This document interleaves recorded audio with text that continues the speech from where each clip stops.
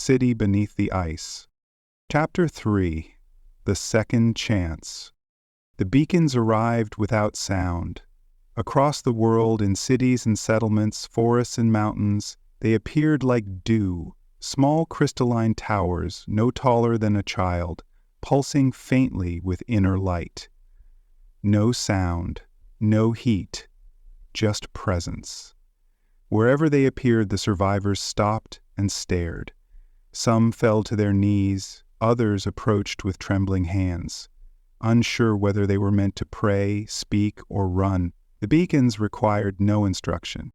Those who had endured the judgment, who had faced themselves and remained, felt the pull the moment they saw them, a silent understanding, woven not through language but through resonance, like a whisper in the blood. Come, you are being called. The first to answer were the ones already closest, physically and spiritually.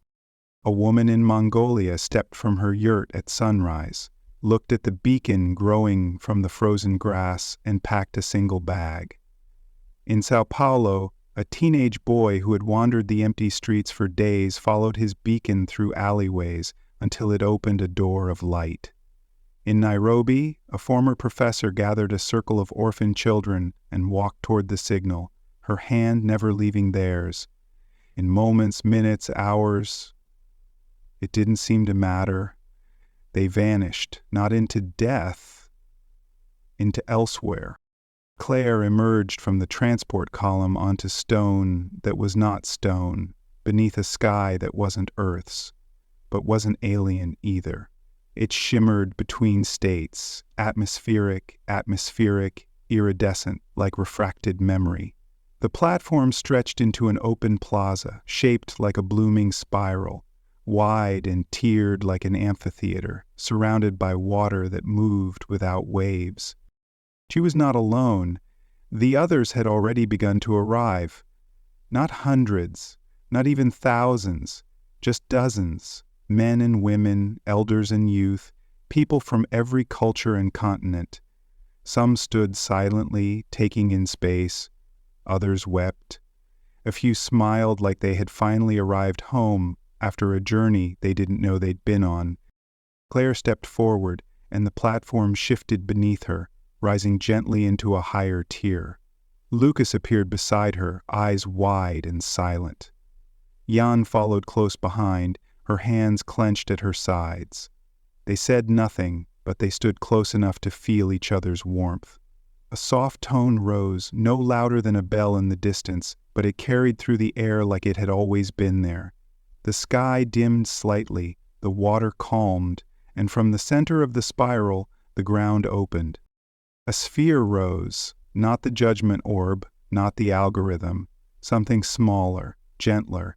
Its surface was etched with hundreds of languages, scripts that shimmered and changed with every blink. A voice followed, not from the sphere, from within them. You have passed not because you were perfect, but because you remained, because you remembered who you were, even in the dark. The voice was not singular, it was a harmony. Male and female, old and young, blended together in a resonance that didn't fill the air. It filled the space between heartbeats. This is your counsel, this is your dawn. We offer knowledge, not orders, tools, not rule. You must choose what you build from here. An older man stepped forward, his clothes stitched from many cultures, his face weathered by decades of wind and wisdom. Are we the leaders, he asked, or the survivors? You are both, the voice replied. But leadership will no longer mean dominance. It will mean resonance. You are not chosen to rule. You are chosen to listen. Another survivor, young, no more than 17, raised her hand slowly. Why only us? Why so few? The sphere pulsed, not in brightness, but in feeling. A wave of empathy washed across the plaza. Grief, relief, hope, because this is not the end. It is the beginning. You are the first, but not the last. The others will awaken when they are ready. When your signal calls to them, not through technology, but through how you choose to live. Claire stepped forward. Her voice was quiet, but the moment she spoke, the air responded, vibrating softly in sympathy. "We were broken," she said, "but something about us still mattered. You left us the world, the tools, the freedom. Why?" There was a pause filled with stars, and then the voice returned. "Because you chose to stay, and in staying you changed." No explosion followed, no blinding light, just a shift in the light around them. The pillars that circled the plaza began to hum one by one. They displayed visions of crystalline cities, floating archives, renewable ecosystems shaped by intention and empathy. Not fantasy, not utopia, but possibility. The survivors moved toward them, drawn like moths to knowledge. Claire turned toward Lucas and Yan. "This isn't a council," she said. Yan nodded. "It's a seed." Lucas whispered, "And we're the soil." The pillar closest to Claire shimmered, and without prompting, she stepped toward it. It wasn't touch that activated it, it was intent. As her mind aligned with the surface, the pillar unfolded, not physically, but dimensionally. A spiral of light emerged from its crown, rising upward like a helix of water catching sunlight. Within that light, images began to form, not projected, not artificial, but alive, memory, woven into the air like threads of ancient song. At first they were fragments, flickers, a tall figure in a crystalline corridor, skin the color of dusk, eyes like liquid gold. A group of humans, not from Earth, but unmistakably human, walking barefoot through a lush, alien landscape, heads raised to a triple sunset. Claire's breath caught. These weren't visions of a future, they were echoes of a past humanity had never recorded. Others began to gather around their own pillars. Each one told a different story, but all were linked. The pillars revealed iterations of seeded civilizations across time and space. Some flourished for millennia, evolving into luminous societies of art, science, and balance. Others burned out within decades, consumed by greed, fear, and unchecked hunger. And then came Earth, the fourth attempt. Claire saw it in an instant, the veiled ships arriving in orbit, disguised by storms and shadows, the architects walking the ancient world unseen, cloaked in light, their hands shaping oceans, adjusting magnetics, sewing genetic keys into the blood of early primates. It had always been them, watching, waiting, but never interfering. The conditions of the test were always the same.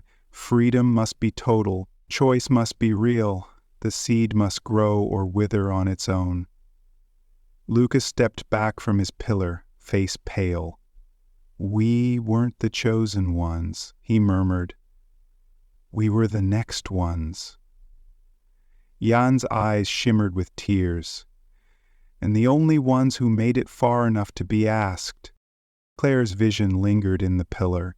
She saw empires rise and fall, saw wars that scorched entire planets, saw moments of impossible grace.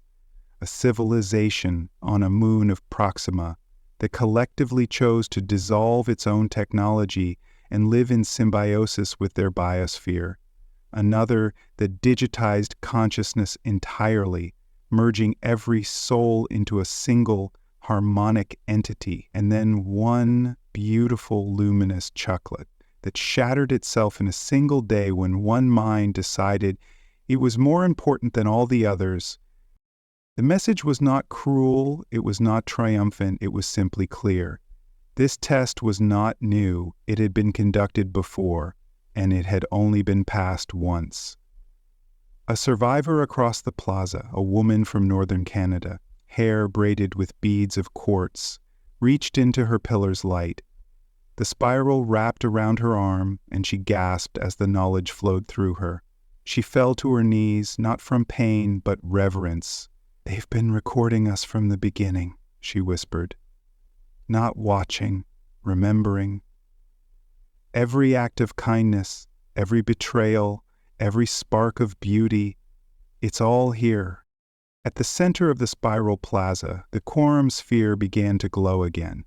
The memory pillars dimmed, and the light redirected toward the orb, which slowly expanded, becoming a hovering mosaic of earth, its continents alive with patterns of glowing light. Lines shimmered through cities, forests, and oceans. Not roads, not power grids, resonance channels.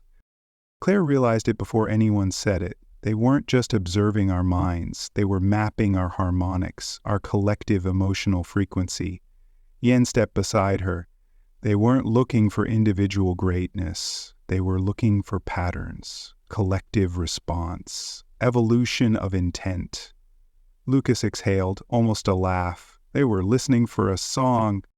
The orb pulsed once, then split into two identical Earths. One glowed green and blue, vibrant and symphonic. The other flickered with red lines, smoke, and dull ash. Two timelines, two futures. The choice had not yet been made. Judgment was not the end, it was the inflection point.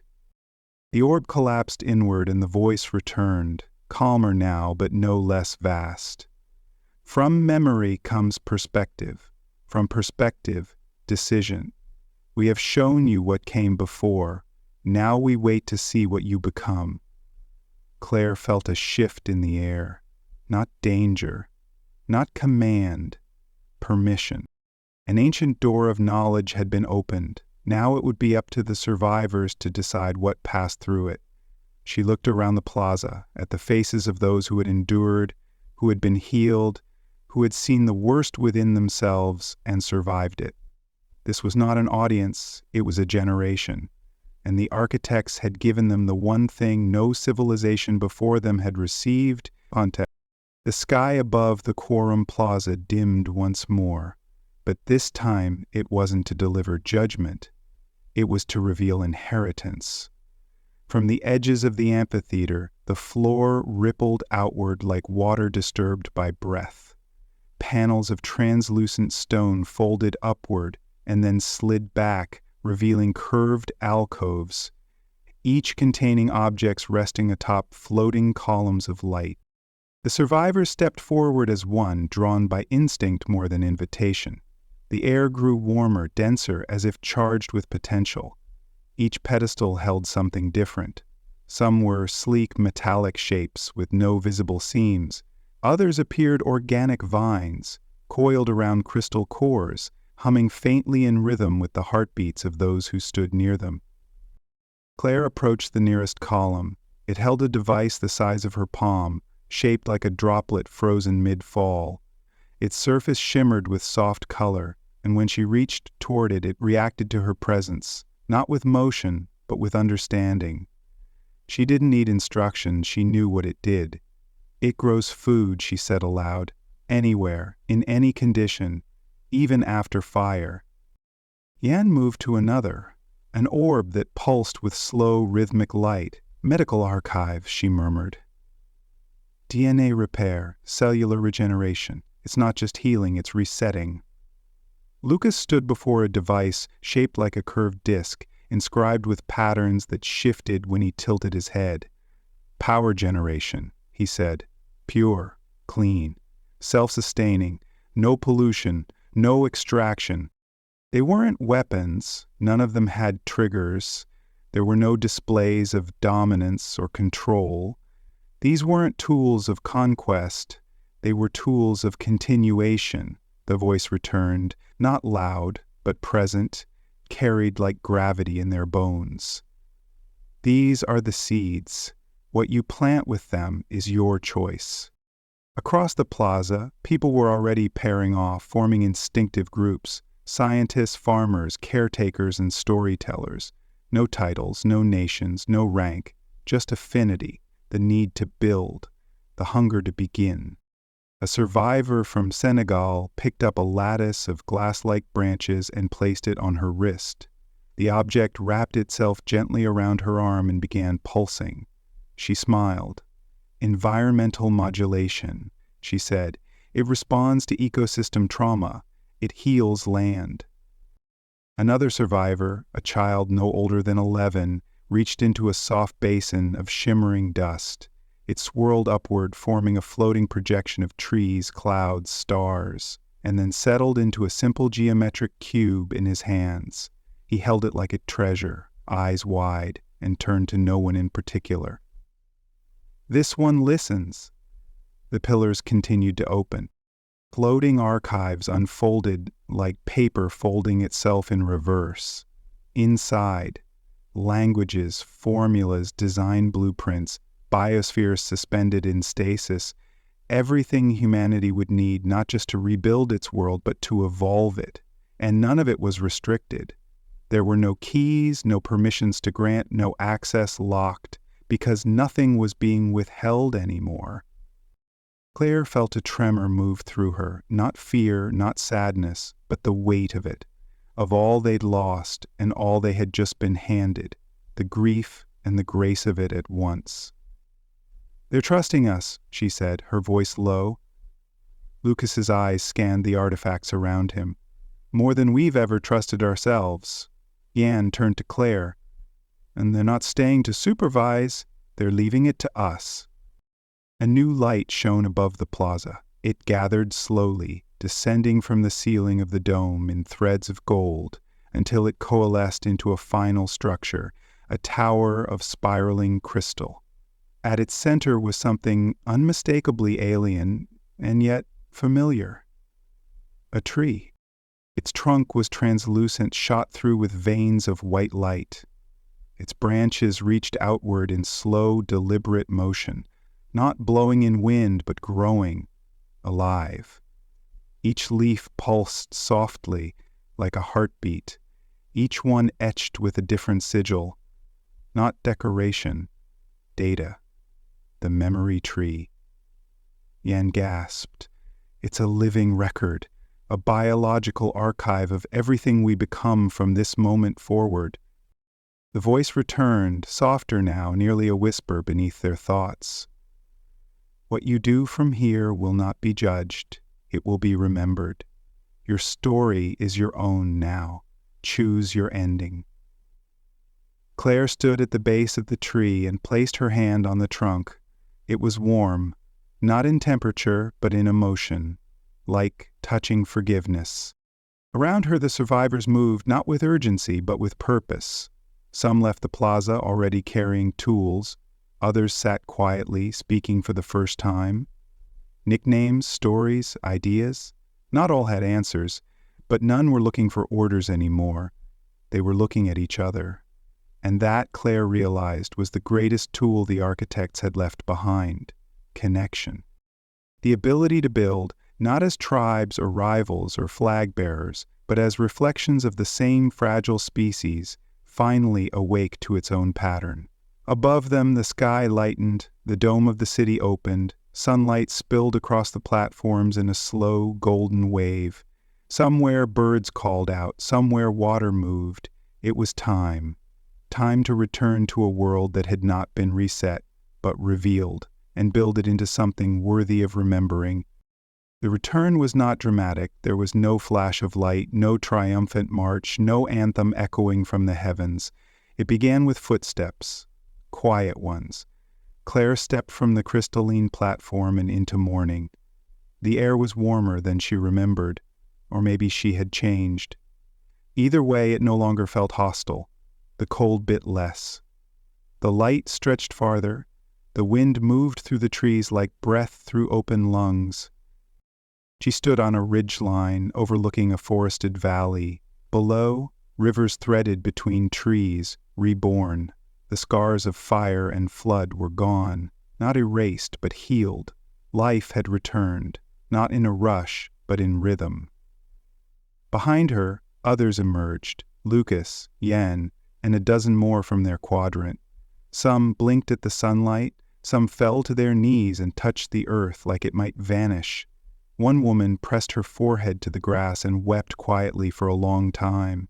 There were no roads, no vehicles waiting, no digital signs or drones, just the world, waiting.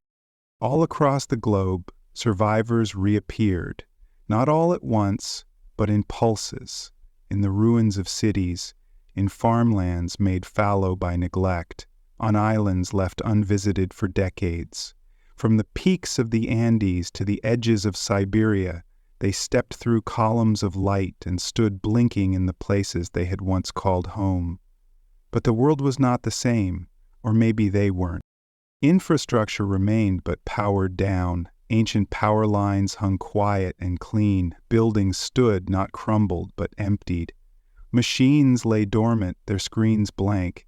Yet nature had already begun its return. Trees rose where asphalt once ruled. Grass claimed sidewalks. Rivers had cleared their banks of debris and ran clean.